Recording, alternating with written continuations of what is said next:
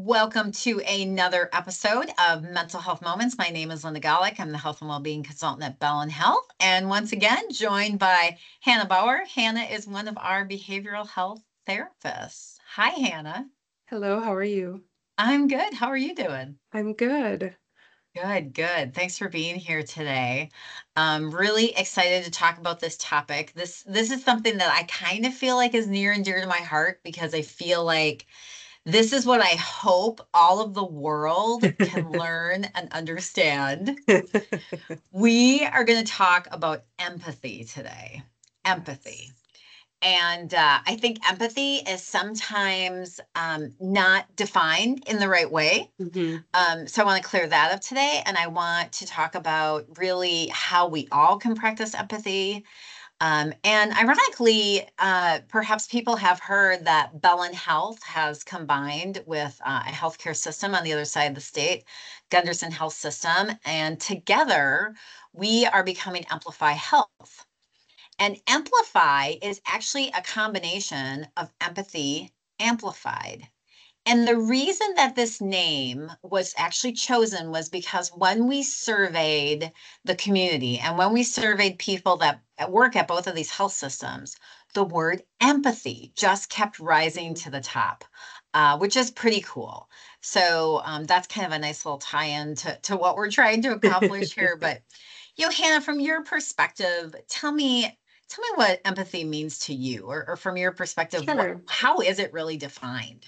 Sure. I like to start by just differentiating it between, empathy is here and sympathy is here. They're very similar, Mhm. right? Where, I think sympathy is more so you're feeling for somebody. It's more of there's distance involved. There's recognition that, okay, well, someone's going through something. I feel bad for them in that situation, but it doesn't really require anything from you. Whereas empathy requires you to mentally like put yourself in that person's shoes, right? Like Mhm. just really take the time to knock down some of those walls and be like, yes, like if this was happening to me, I would feel awful, right? Or I'd feel X, Y, or Z, and taking that extra step to recognize what that person is going through. So what is the effect on someone, do you think, like from an emotional perspective, when they give or they receive empathy? Sure. So receiving, right? It feels like you're being heard, right? Especially when you're interacting with someone who's really practiced in like giving that empathy. It feels really nice to be seen, heard without judgment. You know, in terms of giving empathy, I think you have to practice, right? You have to know where your limit is, right? Because we can't be so empathetic that we are completely consumed with Yeah. what we're interacting with that we lose ourselves or we can't step back out. So empathy is great, but it has to have limits. And it feels nice to be someone that can be there for somebody else and give them that opportunity to feel seen and heard and safe. But that, Mhm. we still have to be able to take care of ourselves in the meantime. Yeah, so because how do we draw the line there? We talk somewhat, and this happens in healthcare, but it just happens in hmm regular life too, right? Like the caregiver burnout, the Yeah. compassionate burnout, where people Yes. they've just given too hmm much, and it burns them Yes. out. Yes. Yeah, and I think it's one of those things where you have to be honest with yourself, right? You have to recognize, oh, I've been thinking about this a lot. This really has nothing to do with me, but it's been really taking over a lot of my thoughts. I want to fix this. And when you get to that point where you're like, I don't really have a lot of separation between what this person over here is going through and myself, that would be kind of not necessarily a red flag, but maybe a yellow one. Like, slow down. Okay. If Mhm. I'm thinking this much about it and it doesn't have any direct impact on me, I probably am exhausting too much of my energy to take care of this other person. So we need to be honest about limits. And I think, too, just having more open dialogue, right? So if you're Mhm. someone that's seeking some support, it's saying, hey, do you have the capacity to just like listen for a minute? I don't need any advice, like giving them kind of those prompts of what's expected of them.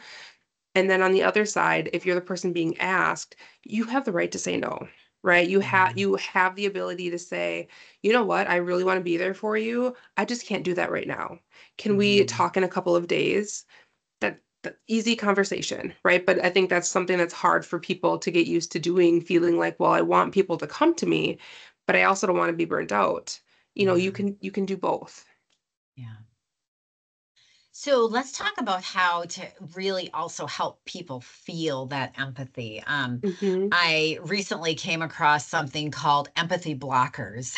And Yeah, basically, it's kind of like here's the stuff you shouldn't do if you're trying to sure. show empathy.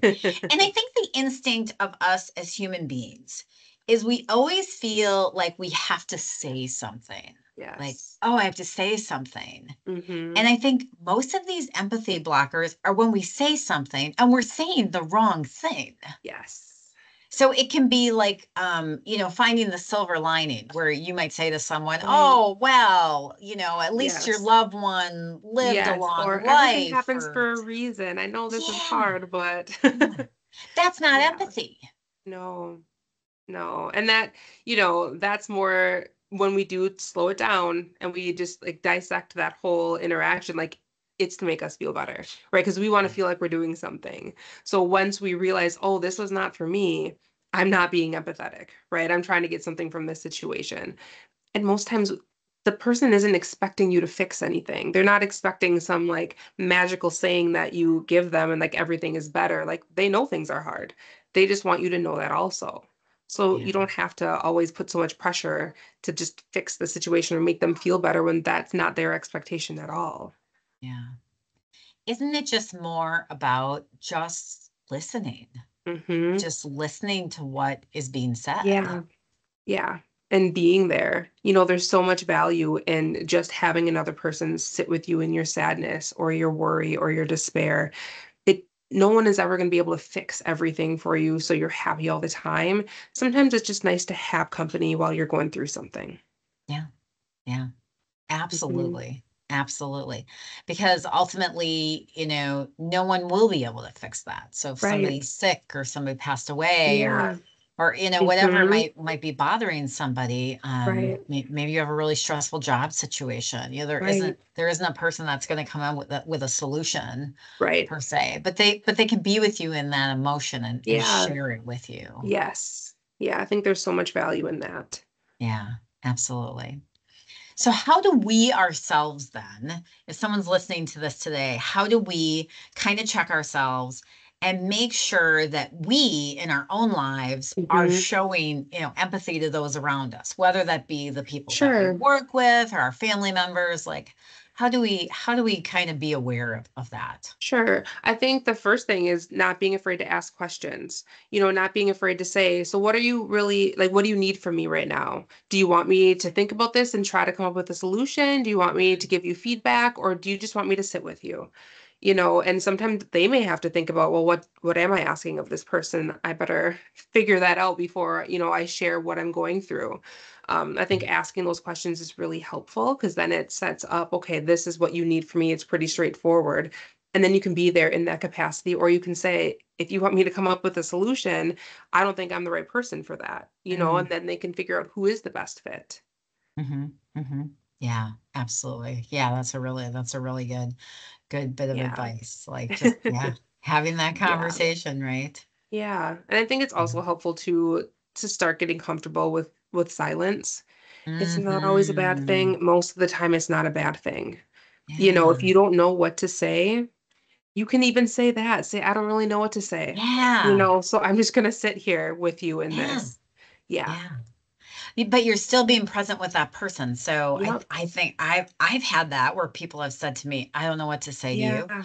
That's been totally okay because they're Yes. still they're Yes. still they're still talking to me. They're still Yep. experiencing it with Yes. me. So that Yes. that's good. That's being present. Yes. Yes. Yeah. And then the last Agree. thing I try to tell people is like, and it feels really strange, but at the same time, it also makes sense, is everything is valid, right?